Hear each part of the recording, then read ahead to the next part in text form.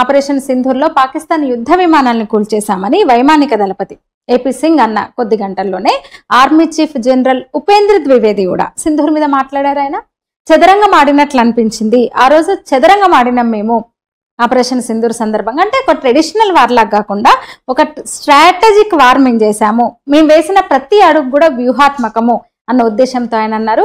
అట్లనే భారత సైనిక వ్యూహానికి నిలువుటద్దంలా నిలిచింది ఆపరేషన్ సింధూర్. అందరికీ తెలిసిందే, టెర్రరిస్టులు పహల్గాంలో మన 26 మంది పౌరులను పొట్టన పెట్టుకున్న తర్వాత తాము ఇంకా రంగంలోకి దిగామని, ముఖ్యంగా ఆపరేషన్కి సంబంధించిన ప్రణాళిక ఏప్రిల్ 23న మొదలైందని ఆయన చెప్పారు. అంతేకాదు కేంద్ర ప్రభుత్వం ముఖ్యంగా ప్రధాని నరేంద్ర మోదీ సాయుధ దళాలకు ఇచ్చిన స్వేచ్ఛ గురించి ఆయన చెప్పారనమాట. భారత ప్రభుత్వం ఫ్రీడమ్ ఇవ్వడం వల్ల ఇచ్చిన ఫ్రీడమ్ తమ సైనిక కమాండర్ల ఆత్మవిశ్వాసాన్ని పెంచింది. ఆ స్వేచ్ఛతోనే, ఆత్మవిశ్వాసంతోనే భారత సైన్యం అలానే వాయుసేన సంయుక్తంగా ఆపరేషన్ సింధూర్ను పకడ్బందీగా అమలు చేయగలిగినామని కూడా ఆయన చెప్పారనమాట. నిజంగానే ఉగ్రదాడికి ప్రతీకారంగా చేపట్టిన ఈ ఆపరేషన్లో పాకిస్తాన్ అలాగే పీఓకేలోని 9 ఉగ్ర స్థావరాలపై భారత బలగాలు దాడి చేసినాయి. ఊచకోతని చెప్పొచ్చు పాకిస్తాన్ మీద భారత ఆర్మీ. 3 రోజుల పాటు తీవ్ర నష్టం వాటిల్లింది పాకిస్తాన్కి. నిజంగానే ఆర్మీ చీఫ్ తాజా వ్యాఖ్యలు పాకిస్తాన్కు ఒక బలమైన సందేశాన్ని పంపినాయని చెప్పొచ్చు. అంటే మన భారత సైన్యం వ్యూహాలు, మేధస్సు ఏంటో తెలిసిపోతుంది ఇక్కడే. ఆయన చదరంగ మాటతో పోల్చడం అంటే చెస్ ఆడుకున్నట్టే ఆడుకున్నామన్నారు ఆయన. అంటే ప్రతి కదలికని, ప్రతి అడుగును జాగ్రత్తగా వేస్తూ మేము లక్ష్యాన్ని చేరుకున్నాం, విజయం సాధించినము అని చెప్పినారు. నిజంగా ఆపరేషన్ సింధూర్తో పాకిస్తాన్కు జరిగిన నష్టం అంతా ఇంత కాదు.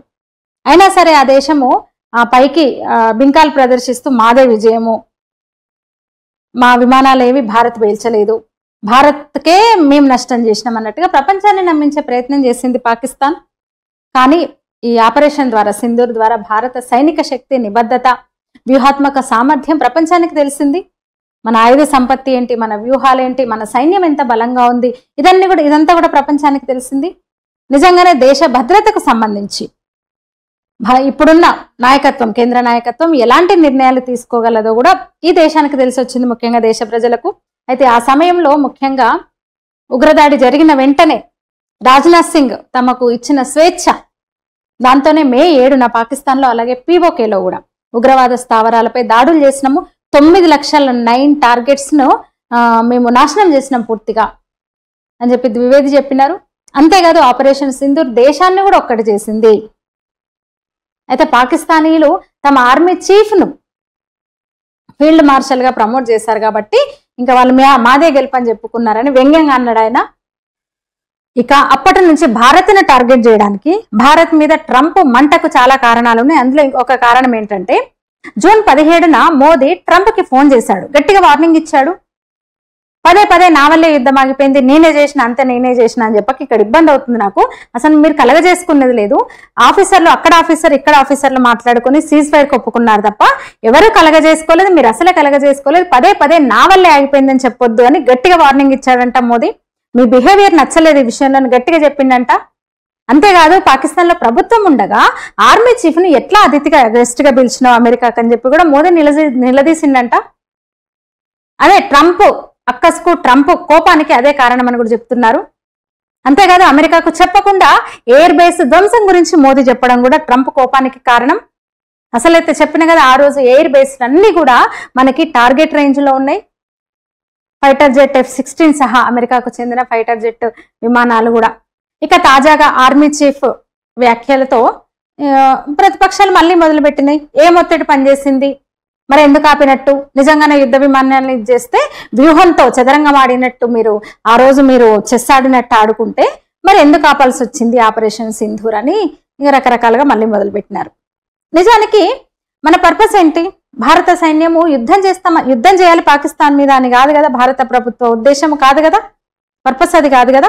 మన టూరిస్టులను, భారతీయ పౌరులను టెర్రరిస్టులు టార్గెట్ చేశారు, పొట్టన పెట్టుకున్నారు 26 మందిని. దీంతో అక్కడున్న ఉగ్ర శిబిరాలను మాత్రమే టార్గెట్ చేసింది భారత ఆర్మీ. కూడా బాలకోట్లో కూడా అంతే కదా, బాలకోట్లో కూడా టెర్రరిస్ట్ శిబిరాలను కొట్టూరుకున్నారు అప్పుడు, అంతే కదా. ఇప్పుడు కూడా మన పహల్గాంలో మన సామాన్య పౌరులను అట్లనే మన టూరిస్టులను పొట్టన పెట్టుకున్నందుకు మనం ఉగ్ర స్థావరాలను టార్గెట్ చేసినాం ఫస్ట్. కానీ పాకిస్తాన్ మన సరిహద్దుల్లో ఫైరింగ్ మొదలుపెట్టిన తర్వాత అప్పుడు గట్టిగా మళ్ళీ ఎదురుదాడి చేయాల్సి వచ్చింది. ఆపరేషన్ సింధూర్ మొదలు పెట్టాల్సి వచ్చింది. అసలు 1971లో కూడా పాకిస్తాన్ కొట్టినాం, ఆ యుద్ధం కూడా గెలిచినామని ఇప్పుడు చెప్తున్నారు కదా, గొప్పగా మనం చెప్పుకుంటున్నాము. భారత్ పాకిస్తాన్ ఎప్పుడు యుద్ధం చేసినా భారతే గెలిచింది.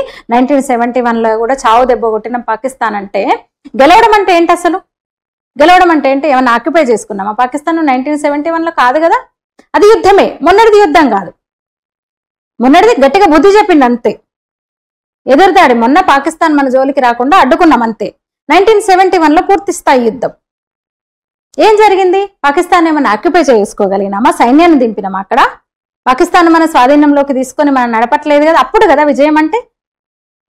ఎంతమంది సైనికులను కోల్పోయి మన ఆయుధ సంపత్తిని మనం తరగదీసుకొని ఎంత నష్టం జరిగింది అప్పుడు? ఏం లాభం జరిగింది ఆ యుద్ధంతో?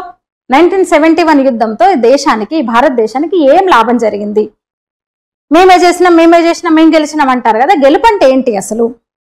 గెలుపంటే ఆ దేశం మీద పూర్తిగా విజయం సాధించడం అంటే దాన్ని ఆక్యుపై చేసి స్వాధీనం చేసుకోవడం కదా. మరి ఆ గెలుపుతో ఏమన్నా ఆగినాయా? కాదు కదా. పాకిస్తాన్ దాడులు ఆగలేదు కదా. అది గెలిపే అయితే 1971లో పాకిస్తాన్ భారత్ విజయమే సాధించిందంటే, వాడు నిజంగా ఓడిపోయాడంటే, చావు దెబ్బ తిన్నాడంటే మళ్ళీ లేవద్దు కదా. కానీ పెరిగినాయి కదా అప్పటి నుంచి కూడా. కాంగ్రెస్ హయాంలోనే విపరీతంగా అయినాయి కదా టెర్రర్ అటాక్స్, పెరగలేదా? ముంబై దాడి లాంటివన్నీ ఏ టైంలో, ఎవరి సమయంలో జరిగినాయి, ఎవరి హయాంలో జరిగినాయి? కాబట్టి అది విజయం అసలే కాదు, నష్టపోయినాం మనం చాలా. సరే, యుద్ధం అన్నప్పుడు రెండు వైపులా నష్టాలు ఉంటాయి, కానీ పాకిస్తాన్ను ఆక్యుపై చేసుకుని మన సైనిక బలగాలను అక్కడ దింపినప్పుడు ఆ దేశం మనకు పూర్తి కంట్రోల్లో వచ్చినట్టు, మనం విజయం సాధించినట్టు, అంతేగాని ఇది విజయం కాదు. ఇదే సందర్భంలో army chief, air chief marshal మాట్లాడిన సందర్భంలోనే మధ్యప్రదేశ్ రైజన్లో రాజ్నాథ్ సింగ్ కూడా మాట్లాడారు. ఉగ్రవాదులను వాళ్ళ కార్యకలాపాల ఆధారంగా లక్ష్యంగా చేసుకుని చర్యలు తీసుకున్నాం, మేము మతాన్ని పరిగణలోకి తీసుకోలేదు అని ఆయన కూడా, రాజ్నాథ్ సింగ్ కూడా మాట్లాడారు. ఇది ఈ వీడియో మీద మీ అభిప్రాయాలు తెలియజేయండి, లైక్ చేయండి, షేర్ చేయండి, ఛానల్ని సబ్స్క్రైబ్ చేయండి. ధన్యవాదాలు.